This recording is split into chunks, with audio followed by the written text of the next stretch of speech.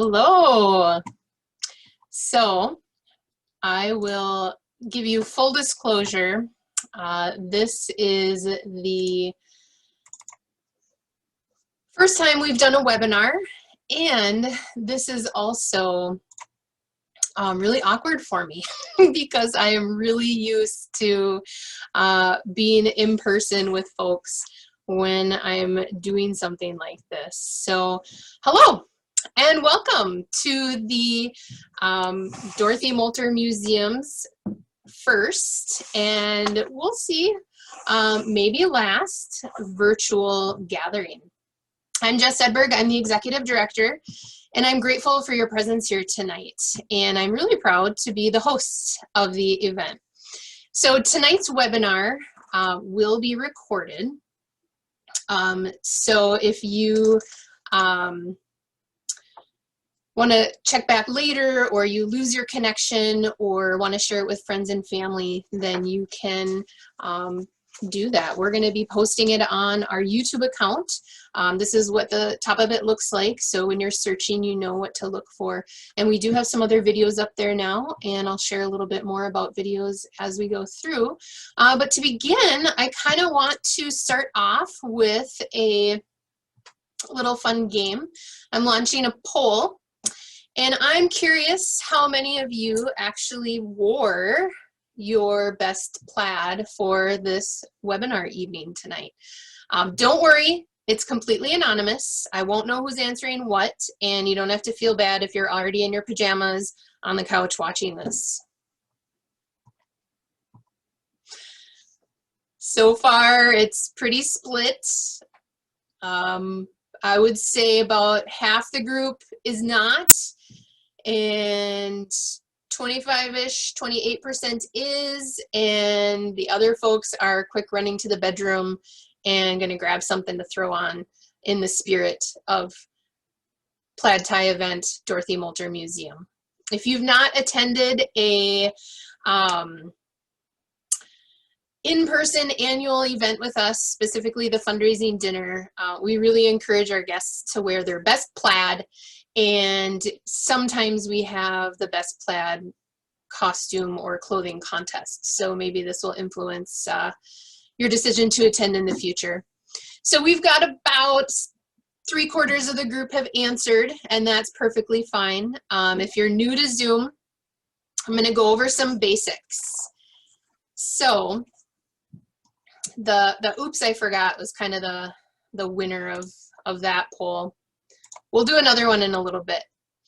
So for those of you joining via a computer or a smart device of some kind, there's a few housekeeping items we'll go over so that everybody has an enjoyable experience. And although I'm excited to virtually see everybody, if your camera is not automatically turned off when you entered this webinar, we recommend you turn it off. It'll greatly improve the video quality of this if you do that. We also recommend, if you have any other devices in your house right now that are using your internet source, to turn them off. That way all of your bandwidth will go toward this webinar. So if you have others in your household using other devices, if you want to ask them to unplug for the next hour, you'll have a better better experience here with us. Additionally, I would love to hear from you during this event. I have Evan Latham, a student, and Alyssa Nelson, instructor for the Environmental Interpretation Education Program at Vermilion Community College. They are helping out tonight as moderators. So they are going to be monitoring the Q&A chat box. So they'll be keeping an eye on questions you have. If we don't get to all of the questions, absolutely, we'll have time at the end of the program.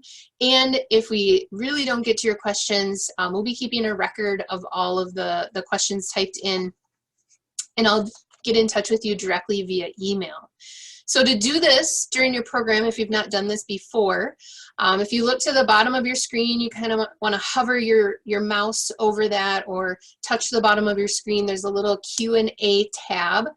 You click that and you'll get a message box that comes up, very similar to the poll that we did, and you'll be able to type in a question there.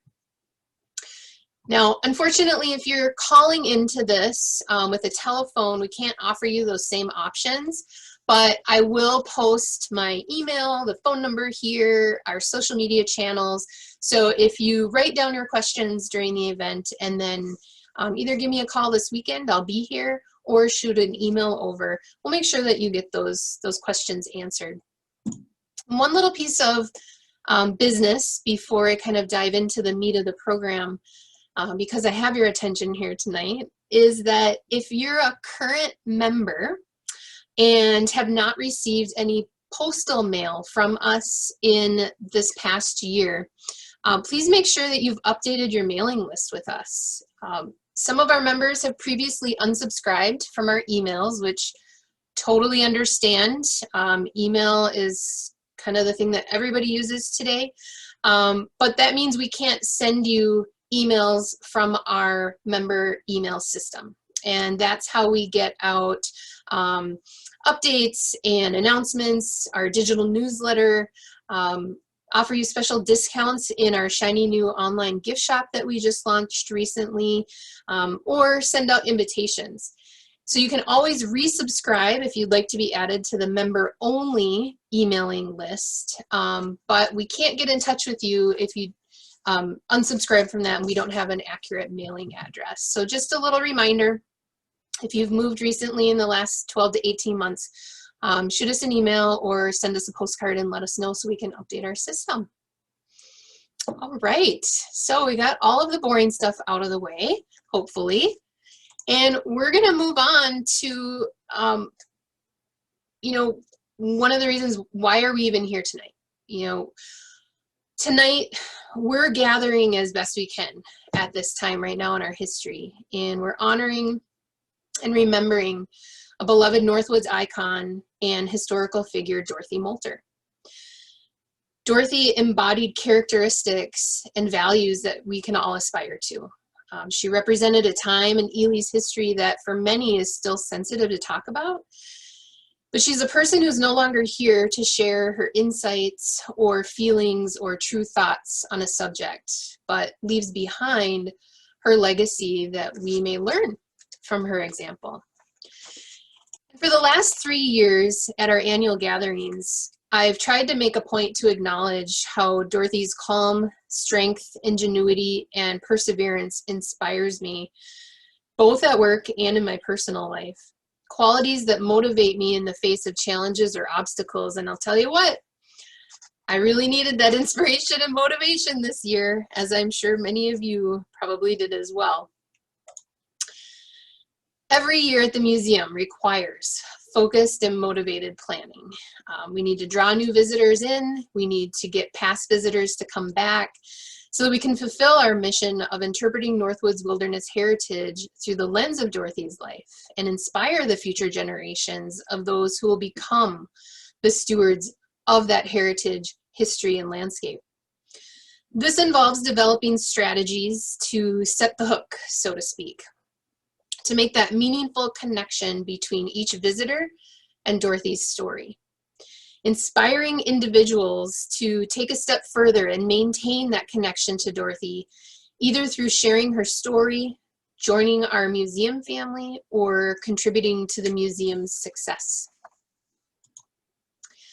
Causing inspiration in others is challenging. Each person has a unique worldview and perspective on what they consider to be inspiring. So we do our best to take Dorothy's complex life story and highlight each facet of it just enough to spark an interest, to flip that switch that says, I want to hear more about that. Sometimes casting a wide net pays off, and sometimes it's too superficial. It's our job at the museum to get a sense for what angle may work best.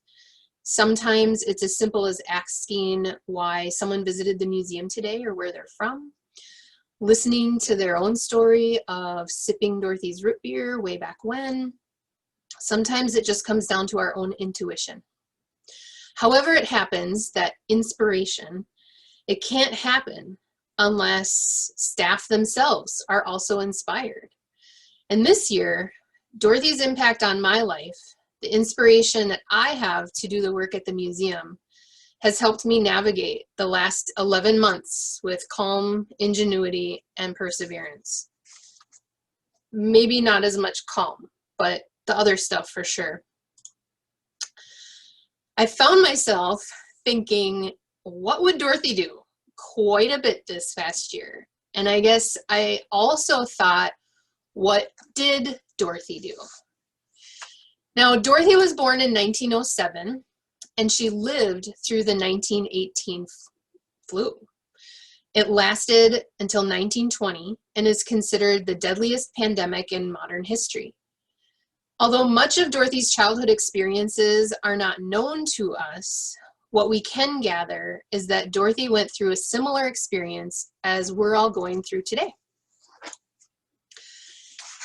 Did that experience the years of her life from 1918 to 1920, when she would have been maturing from a child to a young woman, did it influence her choices later in her young adult life? Did it have any influence on her choosing nursing over, say, teaching as a career?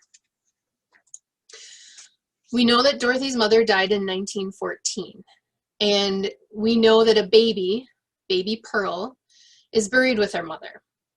We don't know if Dorothy's mother died from a complication with Pearl's pregnancy or during or after childbirth, but it's been speculated that perhaps the loss of her mother at a young age influenced Dorothy's career choice.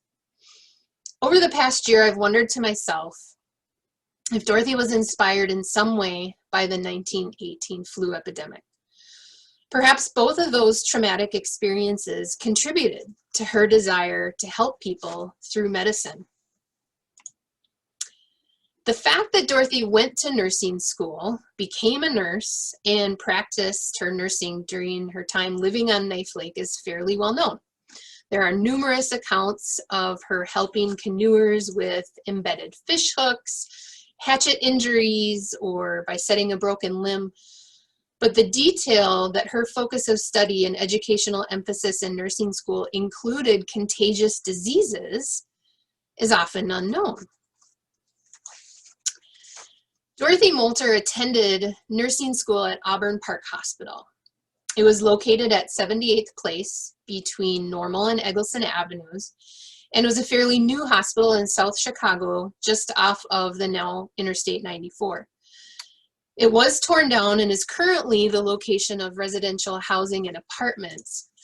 Little is known about this hospital in general and at the museum, other than it was fairly new when Dorothy attended school there.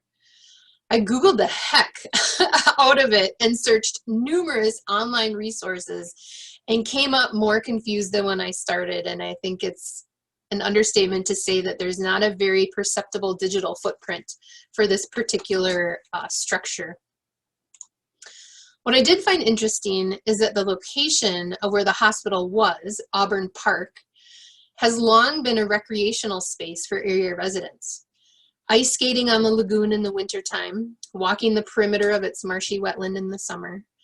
This area was like a mini oasis, sandwiched between Rock Island and Pacific Railroad to the west, and Vincennes Avenue to the park's immediate east, known as one of the South Side's great thoroughfares.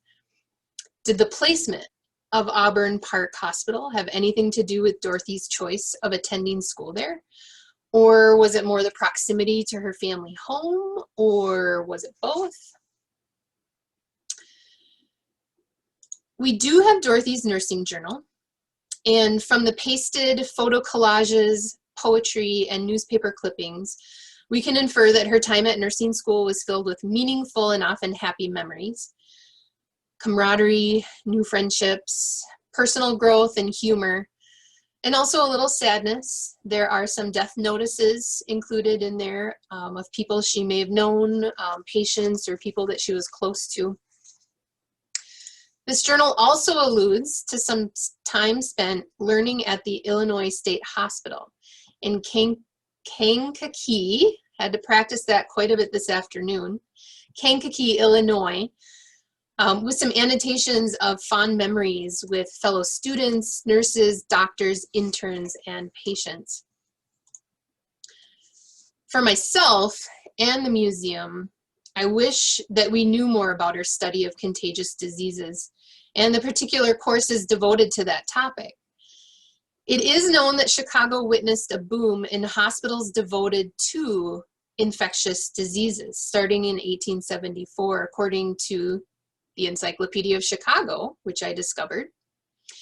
Starting in the 1890s, reforms in nursing and a new understanding of the importance of cleanliness made the hospital a safer place for most patients, and many small hospitals sprang up in Chicago. So I wondered, were there other hospitals nearby Auburn Park? And was it a conscious decision for Dorothy to select Auburn Park as opposed to the other many hospitals that existed at that time?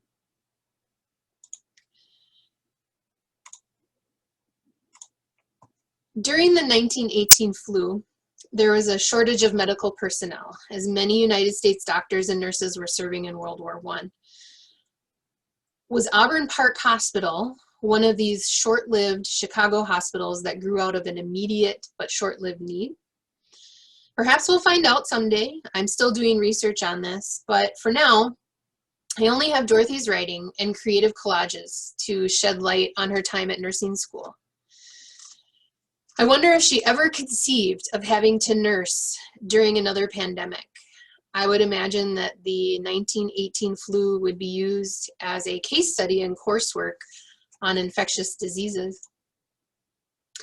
I wonder if she were alive today, what knowledge she would have shared with her guests, having personally experienced the 1918 flu. I wonder how she would have handled all the people who wanted to visit her on her remote islands. Maybe this is something you've thought about too.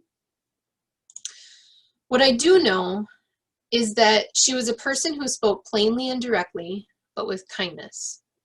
I think that no matter what she said to people, it might have been heavy with the weight of personal experience and wisdom, but light with compassion and empathy. I find strength in that, and I feel more inspired by that. And I try to apply that in my daily life. And I hope you do too. I hope that you find some strength or perhaps some inspiration from this aspect of Dorothy's life. And maybe that has created a spark for you to want to continue to learn more about Dorothy, or strengthen your connection to Dorothy's story or the Dorothy Molter Museum. Regardless of what small spark I may have ignited talking right now, I really appreciate you being here, and I thank you for it. But I'm not the only one who feels this way. There are a couple of other folks who have a message to share.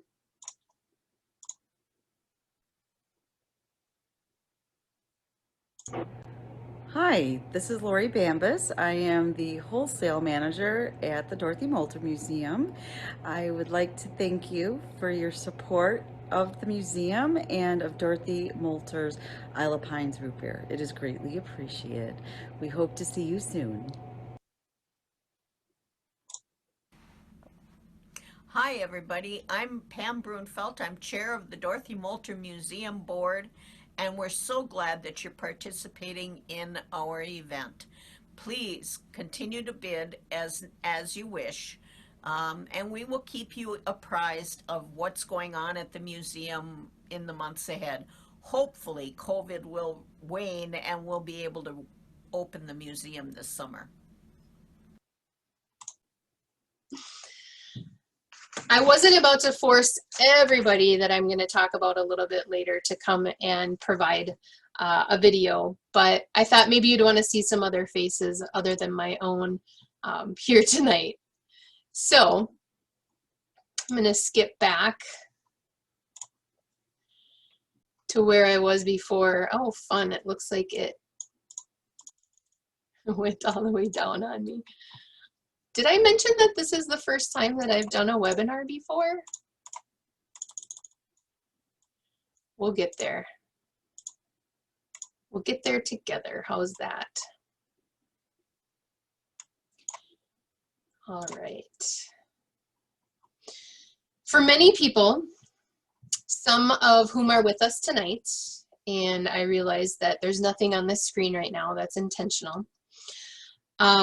The loss of Dorothy in December of 1986 created a painful loss for, at the most personal level. In her lifetime, Dorothy touched tens of thousands of lives, and since then, she's inspired tens of thousands of more. So, I'm curious if you had ever met Dorothy Molter in person before.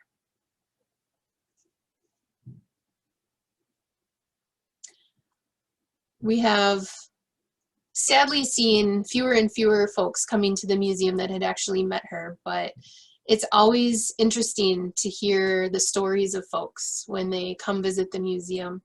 And this week I did a podcast with an organization called Root Beer Radio, and shared with them that we've had people come to the museum that had gone to Dorothy's and had her root beer, but didn't even know Dorothy Molter was her real name until they came to the museum. They just knew her as the root beer lady.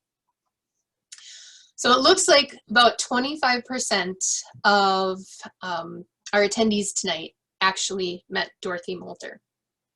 I, unfortunately, am one of those folks that did not meet Dorothy Molter. Now, in the immediate days after the passing of Dorothy was publicized, a group of her friends secured permission from the U.S. Forest Service to coordinate an effort to host a celebration of life for her at Isle of Pines on Knife Lake.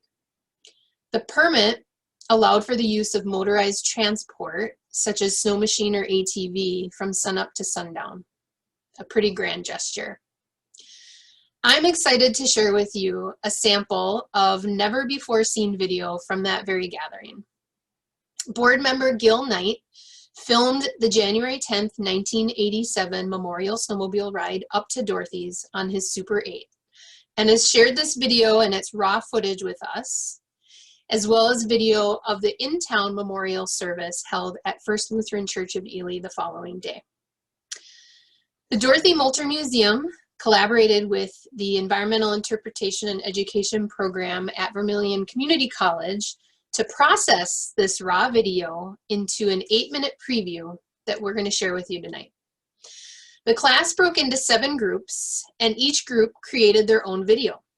Tonight's video was selected for viewing based on student and museum staff reviews. All 7 videos and eventually the original film footage will be available on the museum's YouTube channel. It'll take a little while for us to post them all, but we'll send an email out to all of our webinar attendees to let you know when it's ready.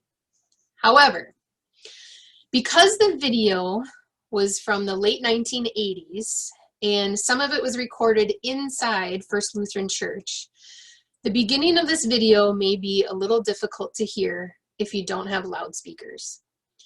However, this video is already on our YouTube channel right now, so that if you would like to watch it again or share it with others, it's available for you to do so.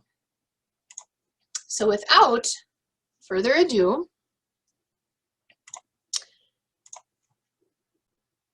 we'll be playing this video.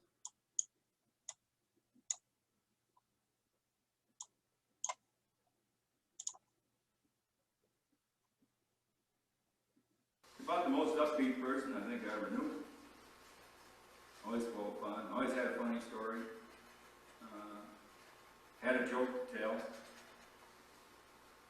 And I'm sure she's looking in on this gathering here today, just like yesterday. She said, "Hey, no tears for me. I live my life the one way I wanted to do, and there ain't many people can do that." Well, Dorothy Molter, I think it's all you know, was one of a kind. They broke the mold when she was up there, and there'll never be another Dorothy. She carved an unusual niche out of the wilderness and dug in her heels to stay up there.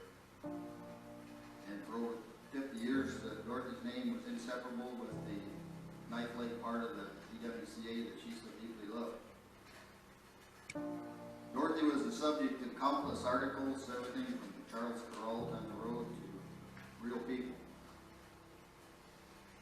And she appealed to just about everybody that met her, including those that never met her, but just met her through the news media. She had an uncanny knack of being able to get close to people, that, even those that never had met her. She had visitors virtually from around the world, and annually she had 7,000 to 8,000 visitors that would come by her islands to visit. Anybody that met Dorothy knew that coffee pot was always on, and you could get a bottle of root beer, and just shared some of her wisdom of the DWCA. And she had a lot of experiences to share. Maybe some of you didn't know that Dorothy, for the last 11 years, since 1975, served as a Forest Service volunteer. In that capacity, she provided information on bears, camping, wilderness travel, and just was a real interesting people to talk to. I know the Forest Service will miss Dorothy, and especially DWCA crews stop by to see her on a regular basis. And I can assure you that Dorothy Molter will always have a special place in the history files of the Superior Nation.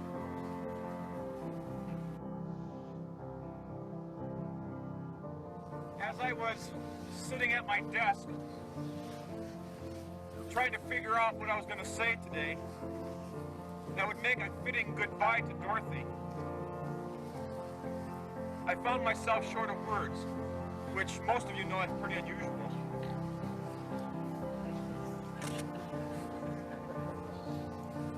For many of us who have had the privilege of meeting this gracious lady, we will never forget this, nor what she has done for us through many years. There are two characteristics that I found that made Dorothy Molter the person she was. And that was her love and care for those who were in need, and for visitors, and her hospitality. And it was her love for God's created beauty, in which we are in the midst of. Dorothy served and was dedicated to the care of others, as was evidenced by her schooling as a nurse in Chicago. When she came here, her care and concern continued, helping those who were in trouble, inviting those in who needed help, caring for those who were hurt and sick and injured, and simply being here in case we needed her. There was always coffee on, a bottle of root beer, a smile, and a place to rest. And indeed, we will miss her. Many people took refuge in her cabin when the weather was bad to travel, and always Dorothy invited them in and allowed them to stay. All of us here, in one way or another, have known her hospitality and her friendship. And in some way, our lives have been changed by her, in ways that words cannot fully express. And indeed, that was a mark of a truly great lady. We all knew Dorothy by varying degrees, some longer than others. But I think a common thread amongst everyone was that we all recognized her simplicity and lifestyle and the friendliness that she showed to everyone. A few years ago, on one of those very rare occasions when Dorothy and Ben Ambrose get together, they shared something. I just happened to be there at the time. I felt very fortunate. I'd like to share that with you now, because I think it was kind of a philosophy of life for both of them. It said, to achieve the frame of mind that helps you live in the wilderness, you have to accept a different lifestyle. What pleasures and what conveniences, services and necessities do we really need for the good life? And what is the price? I don't think there's anybody here that doesn't doubt that Dorothy led a good life. We're all going to miss her. We're going to miss the old familiar greeting of, well, hi, how you been? Or, would you like a cup of coffee? Or sitting around at night talking, playing cards. They're good times.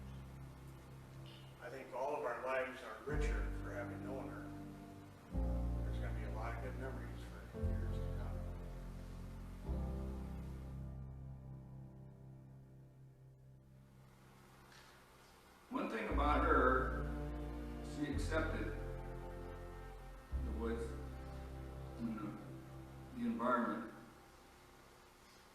as, well, sort of a celebration of life. And I don't think she was ever afraid of her time running out or anything like that. She knew it was a part of it, just like the water that flowed down over Basswood Falls and kept on going. Like the trees that grew and died, and the otter that came and went, and the deer that were there, and the deer that the wolves got, and whatever. Just a part of it. And for those of us who knew her, or were lucky enough to know her, I guess her sun will never set. As long as there's a campfire up on Knife Lake, we're going to Dorothy's at that campfire somewhere. And when the sunlight sparkles on Knife Lake, for a lot of us traveling by canoe, it would be the sparkling dry, and it was a bright one. When the wind comes out of the west and the waves start crashing into the shore, we heard her laughing in those waves. And it was a nice laugh. Sometime, somewhere, maybe all of us will run across her campfire and stop, and she'll say, "Come on in and have a cup of coffee." For those of us that knew her, Dorothy Molter will never be gone.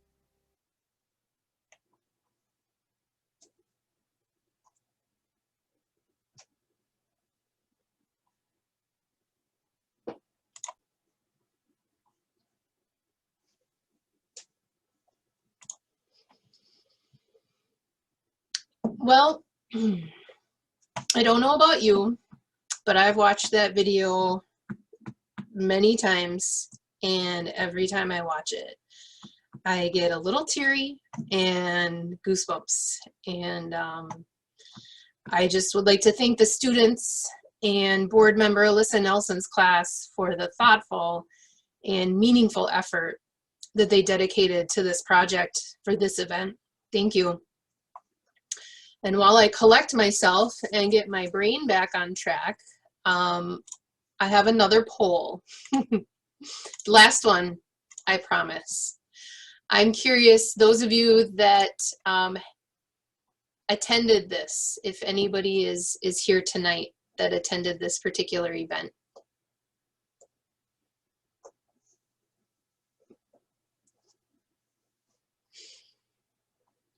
I know we do have some Vermilion Community College students attending tonight, so I added the last option on there specifically for you guys.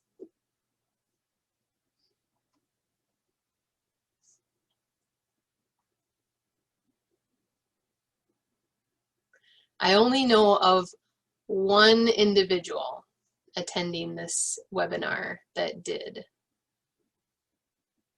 So looks like pretty much everybody. Nobody was able to make it to there.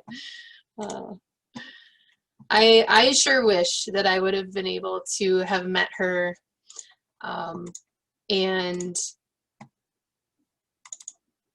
it's a regret that I have, but it's something that I would not be able to do anything about because I was pretty young at that point and wouldn't have been able to make my own choices as far as travel at that time. So of course, I've got, it started way back at the beginning, so you'll have to excuse me as I go down. Oh, we're almost there. Aha. There we go. So now that I have pulled on your heartstrings just a little bit maybe, I'd like to take a moment to highlight the 2 other remaining opportunities that we have for you to participate in our Ely Winter Festival annual events, albeit modified for COVID-19. Of course, we had to shift our fundraiser to an online format. Historically, at our in-person annual dinners, we have a silent auction as well as various raffle games or options for fundraising. And I was very apprehensive about switching to an online platform for fundraising, for silent auction. It's so impersonal, and you know, how do you connect with people in this way? And so using this platform, 32 Auctions was recommended to me by a colleague, and I'm really glad that I went for it and tried it. And we have, holy cow, I'm just floored by the support that we've received. Our online silent auction will continue through Sunday, so February 14th. It goes until 11:30 p.m. And there's extended bidding, which means if the item that you are watching gets a bid within 3 minutes of the auction closing, it'll be extended for another 3 minutes to allow for someone to come back and potentially outbid you. And that window of extended bidding will end at 30 minutes. And it's likely designed to encourage competition and raising money. But if you're keeping an eye on an item, there is that probability of that happening. And of all the items we have, the majority of them are shippable. And as always, you can pick them up here at the museum free of charge.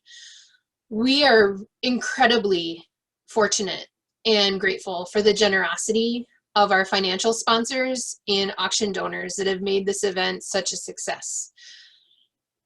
If you have the opportunity, please thank those businesses, organizations, and individuals for supporting the Dorothy Molter Museum, especially given the last 12 months that we've all experienced in our own challenges that we've gone through. When the auction closes, you'll be notified of the items that you've won, and we'll begin the process of preparing the items for shipping or for pickup at the museum. And pickup will be by arrangement, and we're working on trying to figure out windows of time that you could come and do that. And I anticipate that by Thursday, February 18th, we'll have everything organized, maybe before then, but at this time we're going to conservatively look at Thursday the 18th. If you haven't gone on to the auction site, even if you don't plan on making any bid whatsoever, I would really appreciate it if you just looked at the list of donors for this event. We have an extremely generous community here in Ely, Minnesota, and other regional businesses and individuals that are part of the Boundary Waters history or New Dorothy. And so I would really like them to have as much visibility as possible. So even if you don't want anything, or you already sent a donation to the museum instead of purchasing something online, I would encourage you just to go and take a look and see all of the businesses that have made these charitable contributions for our annual event. Now, if you are in the Ely area in the next couple of days, we still have openings for museum visits with our online registration system. We have reservations available from 11 a.m. to 3 p.m. on Friday and Saturday, both for going through the cabins or to just come and go shopping at no charge. We just still have to limit the number of people that we have on site. So this reservation system is what allows us to do that and manage visitors. If you have questions or you don't like reserving online, give me a call here at the museum. I'll be here between 10 and 4 on Friday and Saturday. This past year has been unlike any other for a variety of reasons, including the elephant in the COVID room over there. And like others, the museum experienced challenges to doing business, but we persevered. A huge part of our success is due in large part to the dedicated staff and volunteer board of directors that contribute their time, skills, and knowledge to make the museum better every single day. And I would like to acknowledge their investment and my sincere gratitude. To staff members, Lisa Robbins, Laurie Bambas, and Kay Vandervoort, this season would not have been survivable without your collaboration on modifying the facility for the health and safety for all, your patience when one of us struggled to stay positive in the face of negativity, and your shoulders to lean on when the day was a bigger burden than we could have ever expected. To the board of directors, Chair Pam Brunfelt, Vice Chair Gil Knight, Treasurer Secretary Sherry Abs, Butch Dieslin, Liz Gorilla, Alyssa Nelson, Pam Meskin, Trudy Staubitz, and Bill Teft. Each one of you made an effort to check in on our mental health, to ensure we had the resources needed to keep moving forward, and trusted that staff would steer the organization in the best direction possible during the storm that is COVID-19. These people are the backbone of the Dorothy Molter Museum. Dorothy's legacy lives on because this group of staff and volunteers is and continues to be inspired by her impact on themselves and on others. And if they're the backbone, you all here tonight are the muscles. You help prop us up. You help provide varying levels and types of support. And sometimes you don't even realize it, and we don't even know it. And so to everybody, staff, board, volunteers, and all of you here tonight watching or in the future watching this on YouTube, thank you. We literally would not be able to do it without you. Before we move on to the big drawing and conclude this webinar, I'd like to take a few minutes to check with Evan and Alyssa on any remaining questions, or if folks have questions right now that they would like to type into their Q&A box. I have been noticing a lot of comments, a lot of kudos to the students and Alyssa at Vermilion, but I haven't been able to read all of it. So I'm going to rely on Alyssa and Evan to fill me in if there are any other questions that we need to address before moving on.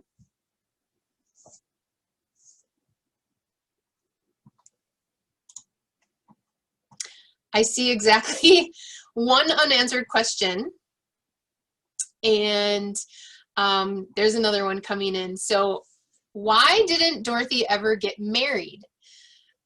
Well, as I alluded to in the beginning, it's really hard to know what Dorothy thought about marriage or thought about why she did or didn't. And the only concrete, tangible evidence that I have in the collection is that when a news reporter asked her why she had never married, her response was, well, when I find a man who can chop more wood, portage heavier loads, or catch more fish, I'll marry him.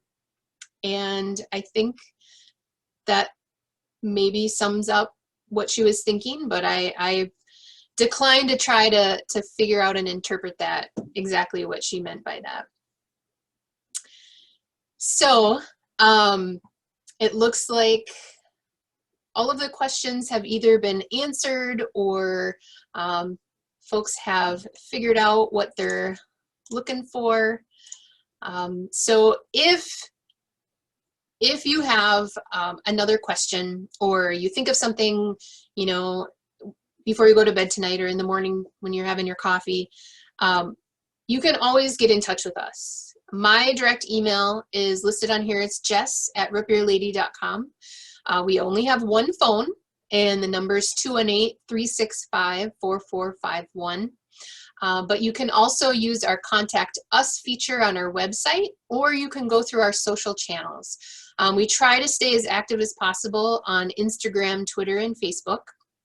I have some folks trying to get me on TikTok. I'm just not there yet, maybe in the future. But you can give me a call tomorrow if you feel like it. Like I said, I'm going to be here Friday and Saturday from 10 a.m. to 4 p.m. on both days, and be happy to chat with you a little bit more about Dorothy. Now, I know some of you with us tonight are canoe raffle ticket holders and are eagerly waiting and hoping I'll say your name. But please know, if you do not win this Winona Spirit 2 canoe, know that 100% of your raffle ticket purchase supports the Dorothy Molter Museum.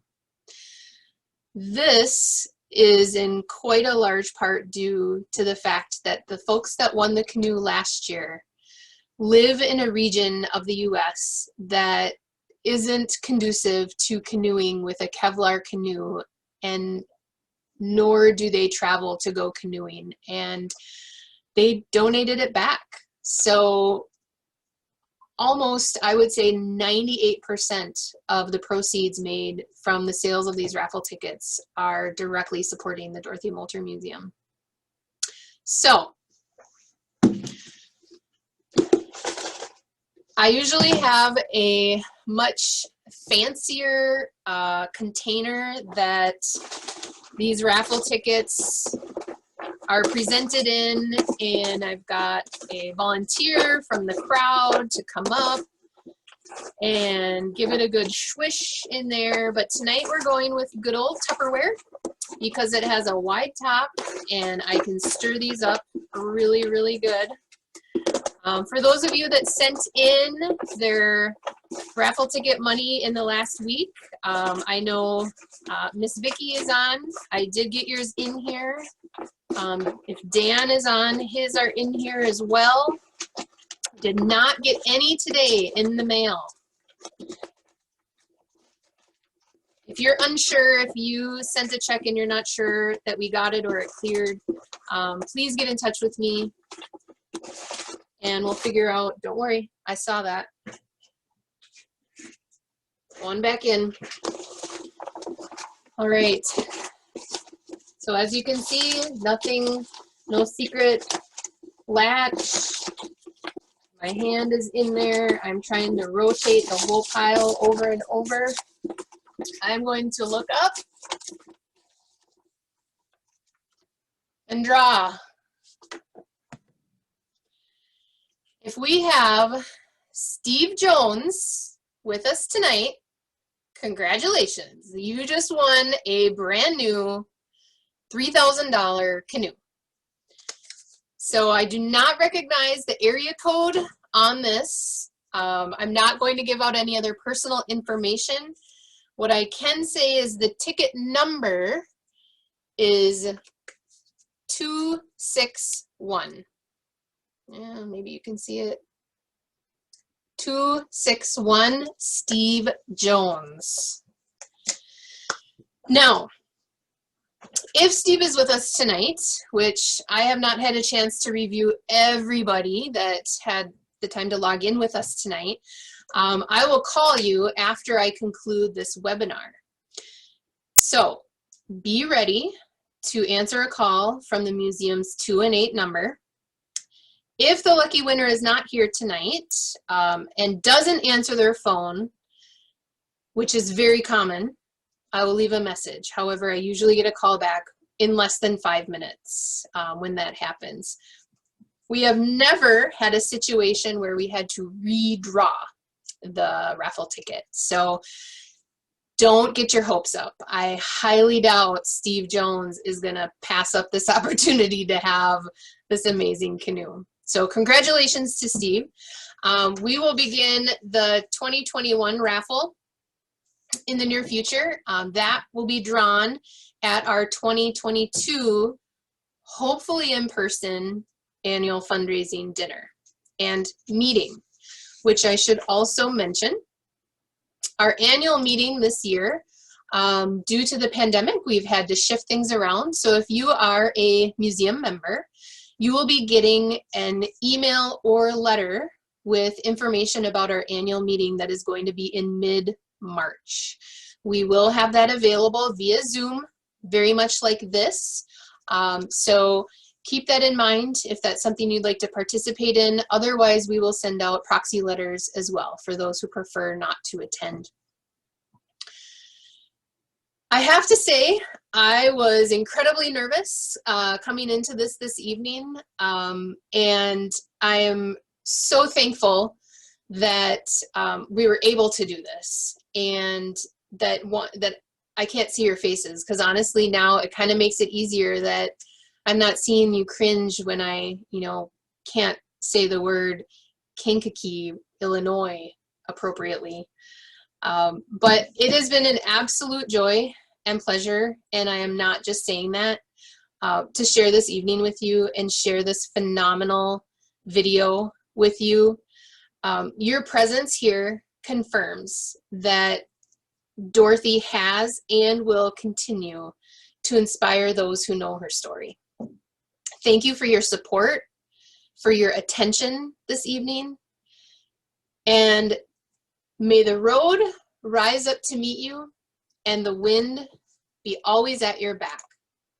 Have a wonderful evening and stay warm. Thank you.